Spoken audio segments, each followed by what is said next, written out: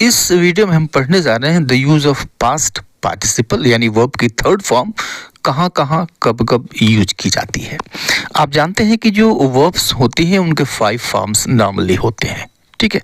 First form, second form, third form, fourth form and fifth form. Okay, तो हम यहाँ पे बात करेंगे पास्ट पार्टिसिपल की। जैसे एक वर्ब लेते हैं गो, फर्स्ट फॉर्म हो गया यानी present form, went second form यानी पास्ट फॉर्म, और गॉन ये थर्ड फॉर्म हो गया। तो इसको हम थर्ड फॉर्म कहते हैं और इसको पास्ट पार्टिसिपल भी कहते हैं। तो हम इसमें बात करेंगे पास्ट पार्टिसिपल की, ठीक है।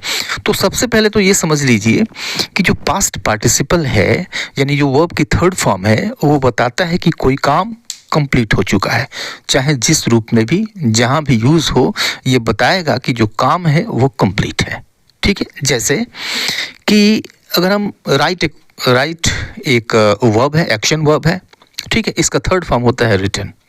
तो रिटन का मतलब हो गया लिखा हुआ। लिखा हुआ मतलब लिखने का काम तो कंप्लीट है, राइट। रिटन एप्लीकेशन, एक लिखा हुआ प्रार्थना पत्र। तो प्रार्थना पत्र लिखा हुआ, काम कंप्लीट है। उसी तरह से ब्रोकन थर्ड फॉर्म है, ब्रेक की मतलब टूटा हुआ, यहाँ भी काम कंप्लीट है।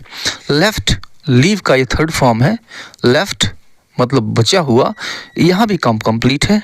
और टॉर्न, टीयर का ये थर्ड फॉर्म है, इसका मतलब होता है फटा हुआ यानी फटने का काम कंप्लीट है। तो जहाँ भी रहेगा यह काम के कंप्लीट होने की बात बताएगा, ठीक है।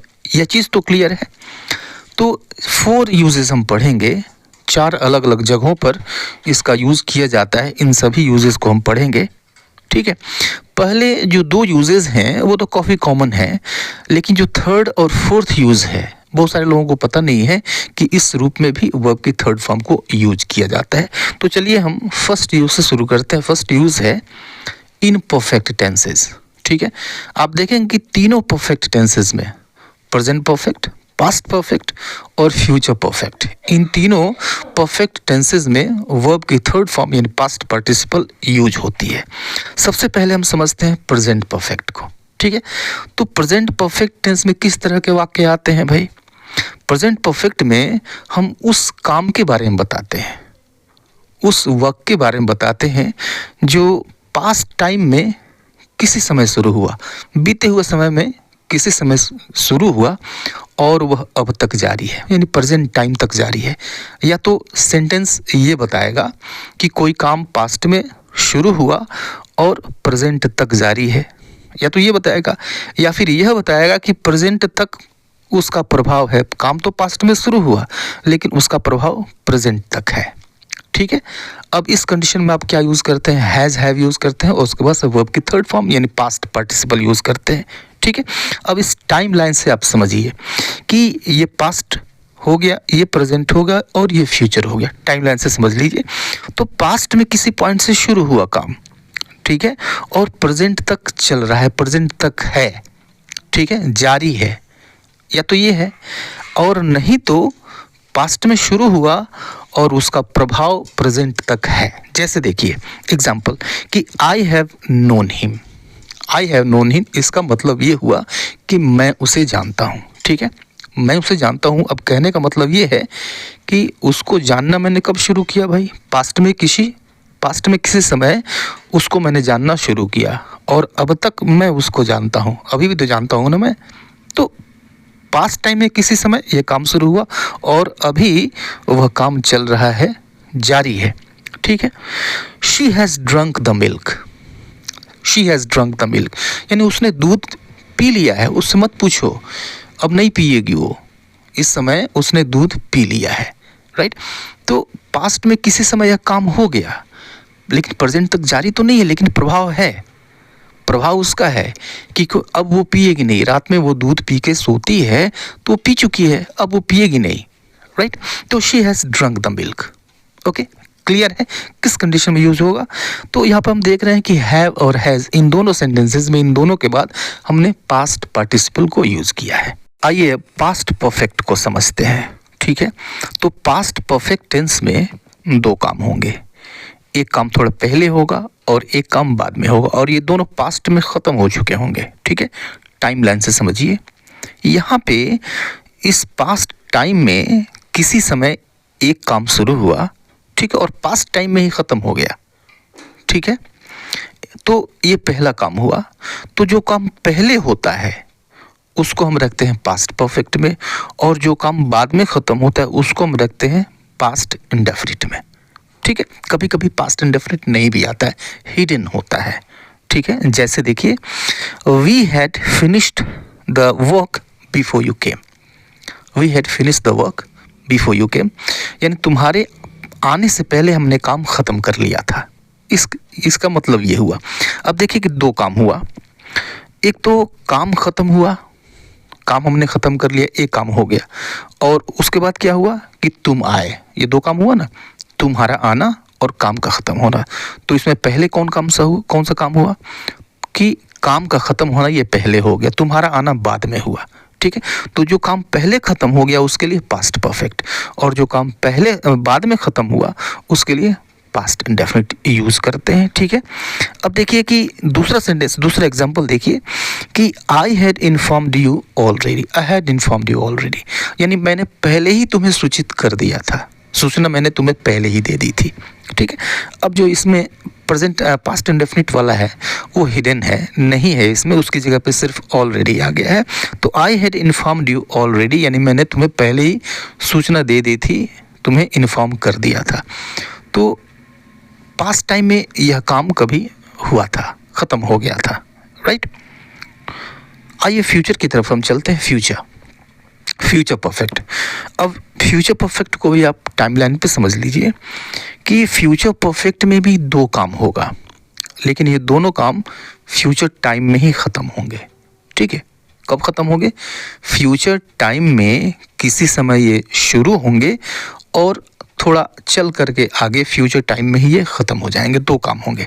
तो जो काम पहले ख़त्म होगा उसके लिए फ्यूचर परफेक्ट, और जो काम बाद में ख़त्म होगा उसके लिए हम प्रेजेंट इंडेफिनिट यूज़ करते हैं। जैसे देखिए एग्जांपल कि the train will have left before you reach the station, ठीक है। The train will have left, यानी ट्रेन जा चुकी होगी, before you reach the station, तुम्हारे स्टेशन पहुंचने से पहले, ठीक है।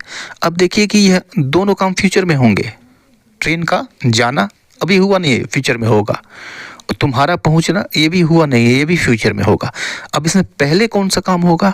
तो ट्रेन का चले जाना, ये पहले हो जाएगा, और तुम्हारा पहुंचना कब होगा? ये तुम्हारा पहुंचना बाद में होगा, यानी तुम ट्रेन पकड़ नहीं पाओगे, तुम्हारे पहुंचने से पहले ट्रेन चली जाएगी। अब ये दोनों काम फ्यूचर में होंगे। तो जो काम पहले होगा उसके लिए हम फ्यूचर परफेक्ट इस्तेमाल करते हैं, और जो काम बाद में होगा उसके लिए हम प्रेजेंट इंडेफिनिट का इस्तेमाल करते हैं, जैसा इसमें किया गया है। एक दूसरा एग्जांपल और देखिए कि I will have completed the file till evening. अब इसमें प्रेजेंट इंडेफिनिट वाला सेंटेंस नहीं है, हिडन है, ठीक है। उसकी जगह पे यहाँ पे टिल इवनिंग बस इतना आया हुआ है। तो I will have complete the file, यानी मैं फाइल पूरा कर चुकूँगा, ठीक है। ये फ्यूचर में काम ख़त्म हो चुका होगा, राइट। तो ये फर्स्ट कंडीशन थी, फर्स्ट यूज़ था पास्ट पार्टिसिपल का परफेक्ट टेंसेस में। आइए समझते हैं हम दूसरा यूज़। इस दूसरे यूज़ को भी आप जानते हैं, पैसिव वॉइस जिसने भी पढ़ा है ग्रामर में वो जानता है कि हम वर्ब की थर्ड फॉर्म यानी पास्ट पार्टिसिपल यूज़ करते हैं। जो वर्ब होती है मेन वर्ब, उसको हम पास्ट पार्टिसिपल में बदल लेते हैं जब उसको हम पैसिव वॉइस में बदलते हैं। जैसे एग्जांपल देखिए कि the books are sold, the books are sold, किताबें बिकती हैं या फिर किताबें बेची जाती हैं। आर सोल्ड, आर और उसके बाद से सोल्ड, ये वर्ब की थर्ड फॉर्म है, ठीक है। The chairs have been broken and books torn, यानी कुर्सियाँ तोड़ दी गई हैं और किताब फाड़ दिए गए हैं, ठीक है। आप देखिए दोनों कंडीशंस में टॉर्न ये भी वर्ब का थर्ड फॉर्म है और ब्रोकन ये भी वर्ब की थर्ड फॉर्म है, ठीक है। एक तीसरा एग्जांपल देखिए कि the poor are being given food for free, यानी गरीबों को मुफ्त भोजन, मुफ्त खाना दिया जा रहा है, ठीक है। आर बीइंग गिवन, दिया जा रहा है, ओके।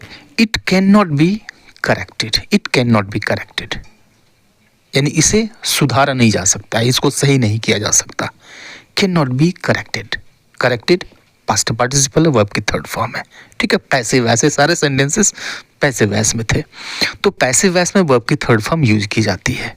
ठीक है, मैंने पैसिव वॉइस, सारे टेंसेस के पैसिव वॉइस मैंने बना रखा है। ठीक है, लिंक आपको डिस्क्रिप्शन बॉक्स में दूंगा, आप चाहे तो वहाँ जाके देख सकते हैं डिटेल में। ठीक है, आइए हम देखते हैं थर्ड यूज इसका, पास्ट पार्टिसिपल का, एज एन एडजेक्टिव, यानी एडजेक्टिव के रूप में प्रेजेंट पास्ट पार्टिसिपल का यूज हम करते हैं। ठीक है, तो एडजेक्टिव यानी शुद्ध एडजेक्टिव के रूप में आप देखेंगे कि जो एडजेक्टिव्स होते हैं वो या तो नाउन के ठीक पहले आ जाते हैं, ओके, नॉर्मली, या फिर एक कॉम्प्लीमेंट के रूप में आते हैं, जैसे कि only written complaints will be accepted. Only written complaints यानी सिर्फ लिखी गई शिकायतें स्वीकार की जाएंगी। ठीक है, तो अब देखिए कंप्लेंट्स यानी शिकायतें, कैसी शिकायतें भाई, तो लिखी हुई, रिटन। कैसी, एडजेक्टिव क्या बताता है कि कोई चीज़ कैसी है, यही बताता है ना, तो कैसी कंप्लेंट्स, लिखी हुई, रिटन, इसके ठीक पहले आया, राइट। ईट बॉइल्ड एग्स एवरी डे, ईट बॉइल्ड एग्स एवरी डे, यानी हर रोज बॉइल्ड एग्स, उबले हुए अंडे खाओ। तो कैसे अंडे भाई, उबले हुए, तो एडजेक्टिव यानी वर्ब की थर्ड फॉर्म, और उसके बाद से नाउन आ गया। ठीक है, एक सेंटेंस यह देखिए कि she is tired, she is tired यानी वह थकी हुई है। अब यहाँ पे लिंकिंग वर्ब आया और फिर उसके बाद से एडजेक्टिव आया, यानी वर्ब की third form I. She is tired, वह थकी हुई है, कैसी है भाई, तो थकी हुई है। यह थकना, टायर का ये थर्ड फॉर्म है, टायर्ड। ठीक है, दिस पेपर्स आर टॉर्न, यानी ये कागजात फटे हुए हैं। तो यहाँ पर लिंकिंग वर्ब आर आ गया और उसके बाद से टॉर्न यानी वर्ब की थर्ड फॉर्म आ गई, एडजेक्टिव की तरह से यूज हुआ है। कैसे पेपर्स हैं भाई, तो टॉर्न यानी फटे हुए हैं। ठीक है, इन सब में एडजेक्टिव की तरह से यूज हुआ है वर्ब की थर्ड फॉर्म, हमने यूज किया है पास्ट पार्टिसिपल को।